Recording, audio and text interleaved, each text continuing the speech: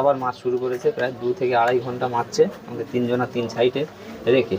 একসঙ্গে ছিলাম যখন তখন মেরেছে, তারপরে আবার তিনজনা তিন সাইডে নিয়ে গেছে, নিয়ে এক একজনের 3-4 জন করে 3 জন করে ধরে মুসলিম বলে তাদেরকে চেক করা হয়েছে নাম ধরে ধরে, এবং তাদের হাতে বন্দুক তুলে দিয়ে ছবি তুলিয়েছে। একদম বিজেপির কর্মী নেতা বলা যেতেও পারে, তাদের যে ছবি যে উঠে আসছে, কি বলবেন?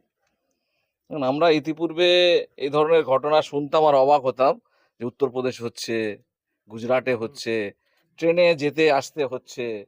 এই ঘটনাগুলো আমরা শুনতাম আর অবাক হতাম। তো আমরা এখন চোখের সামনে উপলব্ধি করছি, দেখছি আমাদের এখানে সদ্য বিজেপি সরকার এসছে এবং বিজেপির সমর্থক এবং যারা বিজেপি করে, যারা বিজেপির নেতৃত্ব, তারা অতি উৎসাহী। এবং এই ঘটনাটা ইতিপূর্বে আমি বলবো তো একদিনের ঘটনা নয়।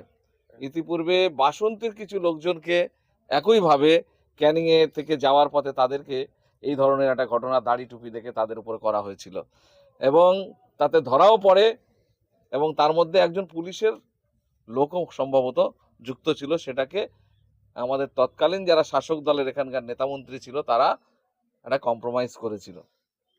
তো এখন আবার এই ঘটনা ঘটলো। এটা যেভাবে চলছে, পুলিশ প্রশাসন যেভাবে এটাকে হ্যান্ডেল করছে, তাতে তো আমার মনে হচ্ছে যে পুলিশের প্রচ্ছন্ন মদত আছে। পুলিশ প্রশাসনের জন্য যদি মদত না থাকে, তাহলে ইতিপূর্বে যে ঘটনাগুলো ঘটেছে তার যদি পুঙ্খানুপুঙ্খ যদি তদন্ত হতো এবং আসামিদেরকে যদি ঠিকভাবে ট্রেস করা যেত, তাদের বিরুদ্ধে ব্যবস্থা নেওয়া যেত, তাহলে আজকে এই ধরনের ঘটনা ঘটাতে পারত না। তাহলে আমাদের সাউথ 24 পরগনায় বারুইপুরে ঘটেছে একই রকম ঘটনা, তাহলে অনেকগুলো ঘটনা কিন্তু তালদিতে ঘটেছে। তাহলে এই ঘটনা থেকে প্রশাসন কিন্তু শিক্ষা নিচ্ছে না। তাহলে প্রশাসন কি চাইছে? এর থেকে অনেক বড় ঘটনা কিছু ঘটলে তারপরে তারা নড়ে চড়ে বসবে? কি চাইছে তারা জানে। কিন্তু আমাদের যা মনে হচ্ছে, একটা বৃহত্তর ঘটনা ঘটানোর পরিকল্পনা কন্টিনিউয়াসলি চলছে। আমরা ইতিপূর্বে দেখেছি বারুইপুরে একটা মন্দিরের মধ্যে ভাঙচুর করা হয়েছে, আগুন লাগানো হয়েছে। আমরা আমাদের কুলপি বিধানসভার মধ্যে দেখেছি একটা ঠাকুরের মাথা ভেঙে দিয়ে দাঙ্গা লাগানোর চেষ্টা হয়েছে, দুবার হয়েছে। সেখানে তদন্ত করে ধরা পড়েছে আরএসএস এর লোকজন, বিশ্ব হিন্দু পরিষদের লোকজন, বিজেপির সমর্থক নেতৃত্ব। তাহলে সেই জায়গায় দাঁড়িয়ে প্রশাসন যদি মনে করে যে এইভাবে চলতে থাকবে, তাহলে কিন্তু সাধারণ মানুষকে বুঝে নিতে হবে। আমি আর কি বলবো, আইনকে হাতে তুলে নেওয়ার পক্ষে আমরা নই। আমি সবার কাছে আবেদন করব, আপনারা সচেতনভাবে চলাফেরা করুন। বিশেষ করে সন্ধ্যের পরে আপনারা একা একা নিজের চেনা পরিচিত এলাকার বাইরে ঘুরবেন না, কারণ পরিবেশ পরিস্থিতি আমাদেরকে ভাবিয়ে তুলছে। কখন কোথায় কি ঘটনা ঘটতে পারে কেউ বলতে পারে না। এই মুহূর্তে যা চলছে গোটা রাজ্যে, তাতে করে বিশেষ করে টুরিস্ট স্পট, এই জায়গাগুলোতে কিন্তু সমস্যা বেশি বেশি করে হচ্ছে, আর ওরা এই জায়গাগুলোতে বেছে নিচ্ছে। প্রশাসন কিন্তু চাইলে সব পারে এগুলো বন্ধ করা, এমন কিছু ব্যাপার নয়, কিন্তু প্রশাসন এইগুলোকে বন্ধ করা বাদ দিয়ে প্রচ্ছন্ন মদত দিচ্ছে। আমরা এই বিষয়টা ছাড়বো না, এটা আমরা দেখবো শেষ পর্যন্ত কতদূর যাওয়া যায়।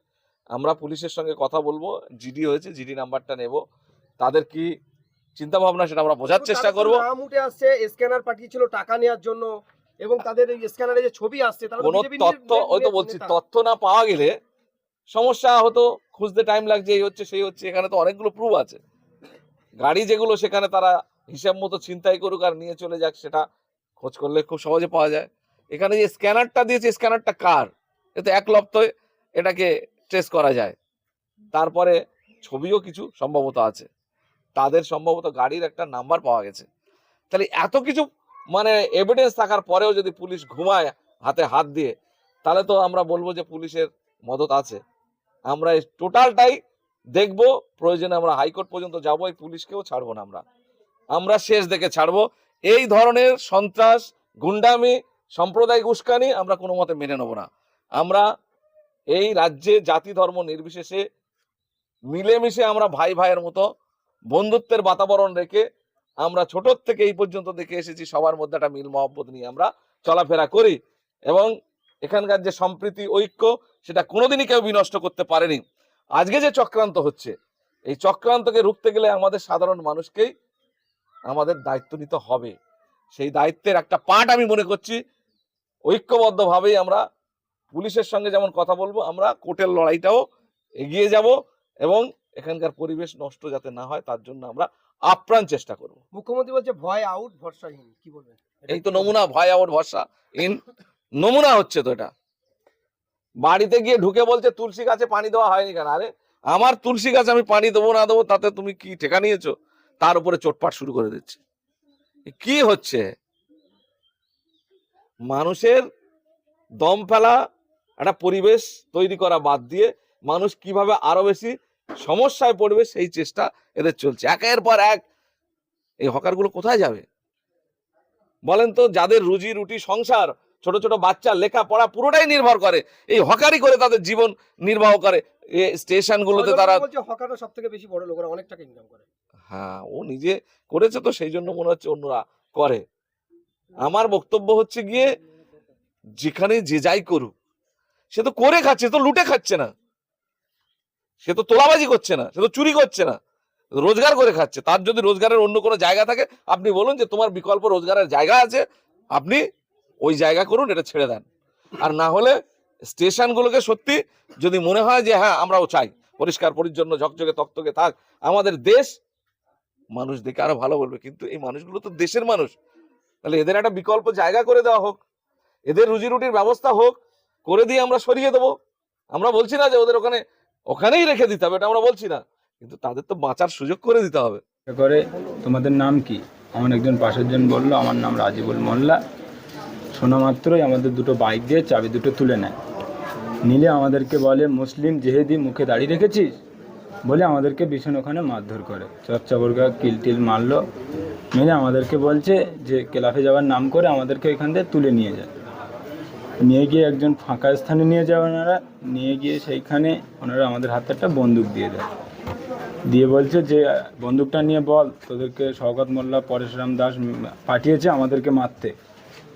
আর আমরা নিয়ে বলছি না বলে আমাদেরকে ভীষণ ওইখানে রড দিয়ে বাঁশ দিয়ে মারা হয়। মারলে মারির ভয় থেকে আমরা বলেছি হাতে নিয়ে, ওইটা বলার পরে আমরা ওখানে ভীষণ চিল্লাচ্ছি বলে ওখান দিয়ে আমাদেরকে আরও ভেতরে নিয়ে যায়। নিয়ে গিয়ে ওইখানে গিয়ে ভীষণ মারধর করার পরে আমাদেরকে বলছে যে 50,000 টাকা দে। আমরা বলছি যে 50,000 টাকা আমরা এখন কোথায় পাবো, আমাদের কাছে অত টাকা নেই। আমাদেরকে বলছে অত টাকার বাইক নিয়ে চালাচ্ছে, তোদের কাছে পয়সা নেই বলে আমাদেরকে ভীষণ ফের বেদম মারধর করে।